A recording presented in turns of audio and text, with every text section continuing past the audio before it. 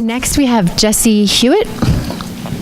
Jessie received her PhD from the University of California at Davis and is currently an assistant professor of history at the University of Redlands. She has been awarded the Lawrence R. Scher Memorial Award from the editors of Contemporary French Civilization, the prize for the best conference paper submitted by a junior colleague in the field of contemporary French civilization and cultural studies. She also is a past winner of the Gargan Prize from the WSFH and the Marjorie Farrar Memorial Award from the SFHS. She has some wonderful publications, including most recently a blog post on notches, which is really interesting. Fun. Yeah, they're doing some really interesting work on the history of sexuality right now, and articles in contemporary French civilization and French historical studies involving madness, divorce, psychiatric treatment in 19th century Paris for working women, and the like. So welcome, Jessie. Thank you. Yeah, so as you could hear from Trish's introduction, I also work on the 19th century. Nice 19th century heavy panel here. I work on psychiatry and its relationship to gender. What I want to talk about today, though, has nothing to do with my research, or very little to do with my research. And I sort of purposely chose that for a teaching panel like this, because often we're teaching things that are not related to our research. Usually we're teaching things that aren't related to our research. And I certainly have done that quite a bit, kind of jumping from various visiting positions, teaching modern European history, also lucky enough to teach classes specifically in modern French history and the history of sexuality as well. But what I want to talk about today, and maybe try to convince you all to consider, if you teach modern France in particular, to use André Gide's The Immoralist as a reading for your classes. I find that when I'm teaching modern France, it feels very natural to me to incorporate gender history into the longer sweep of French history. I think that's probably because we benefit from a really long-standing and strong historiographical tradition that has been, gender has been central in French history for a while. And I'm sure you have many examples of perhaps colleagues who don't incorporate gender into modern France, but to me that seems bizarre.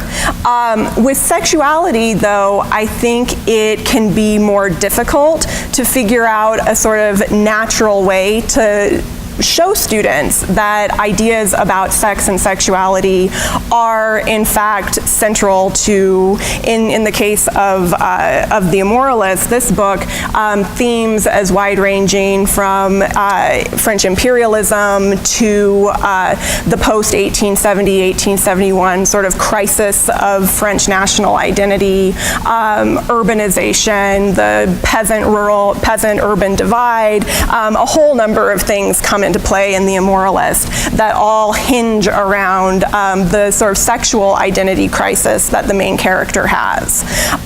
So it's, I think, a nice way to bring sex into the larger sweep of French history in ways that are not necessarily in a gender and sexuality class. Let's see, I'm sure many people have already read the book, but I will get to a sort of, a summary for you, although a not very long one. The book is about a guy, a young man, he's 20, 22, he's a scholar, he's a historian, which my history majors always like. They're kind of like, oh, a historian, that's an actual character, wow. So he ends up going on his honeymoon in North Africa. He comes down with tuberculosis while he's there, and in the course of this brush with death, he starts to reevaluate his entire existence. He starts to think about whether, in fact, being a, quote, civilized Frenchman has taken him down the right path, or if it's rather unfulfilling and inauthentic. I'll get into the details of his crisis in a second here, but Gide explains in his preface what he's trying to do with the book, or at least he describes what the book is about, and he's kind of oblique about it because he doesn't want to specifically say that he's writing about homosexuality. At least that's my interpretation of things. But he writes that the book concerns a, quote, problem.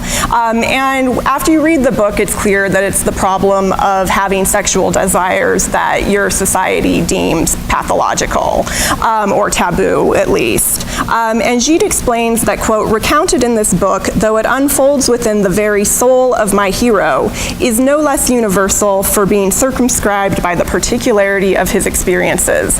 Kind of wordy way of saying that this book applies to everyone, not just, it's a book for all times and all places. I don't pretend to have invented this problem. It existed before my book came along. So what I want my students to get from the book is that Gide is somewhat full of crap when he says that this is a universal book, that it's actually about late 19th century, early 20th century France, and the crisis of the main character very much has to be understood as a French crisis.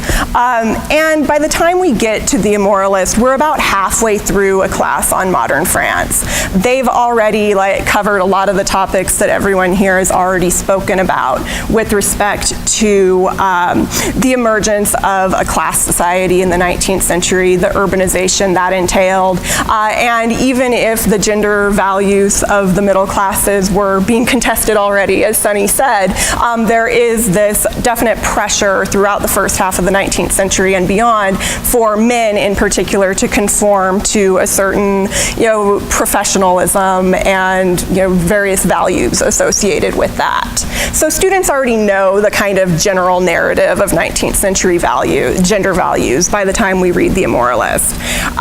They also already have gotten material on the late 19th century French Empire, especially in North Africa, particularly discussing things like the civilizing mission and Orientalism. And I believe Said actually uses The Immoralist as an example of Orientalism, sort of pointing, because it's, the book very much depicts North Africa as a blank slate. It's very much a place where all the sort of fantasies of the main character can easily be projected, because apparently the people there, they don't have any sort of culture already. And that's something the main character says is great. Like, North Africa has no great art, unlike France. This is wonderful. So the students already have the context of imperialism. They also have the context of the Franco-Prussian War, the Paris Commune, and the sort of soul-searching, you could say, that occurred in France after those events. I link it into the degeneration theory and do link it into psychiatry a little bit because I can never resist in my classes doing that. In any case, students end up having very divisive opinions about The Immoralist, because on the one hand, they sympathize with the main character to a pretty large degree. They look at 19th century France and they believe that does seem like a pretty stifling place. We're not maybe allowed to be who we really are. And when you're teaching 20, 22-year-olds, most of my students are traditional college-age students, they get that. They want to become themselves. But the way that the main character, Michel, ends up becoming himself is through essentially rejecting not just the sort of obvious cultural constraints of bourgeois morality, but he goes even further, where he starts having sexual activities with people that we today would certainly consider taboo as well, not just in the late 19th century, early 20th century. In particular, by the end of the book, he has essentially thrown off every constraint possible, and it's very deeply implied that he's taken up with a young Arab boy. So I like teaching this book because it upsets students' ideas about sort of what sexuality in the past meant, maybe compared to now. I just was teaching the history of sexuality, and I have a student who identifies as lesbian, and she was like, I really liked this book at first, but it shows that freedom for one person means the repression of someone else sometimes. And so she was looking for maybe someone she could identify with in the past, and instead it was very much the opposite. So showing truly that history, the past is a foreign country, and I think that can be a good thing.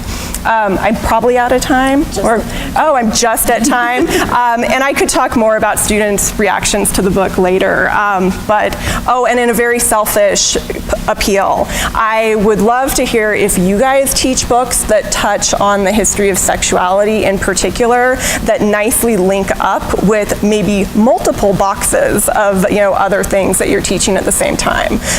Another thing is 120 pages, clear language. Students actually read it and digest it. So there you go. Oh, thank you.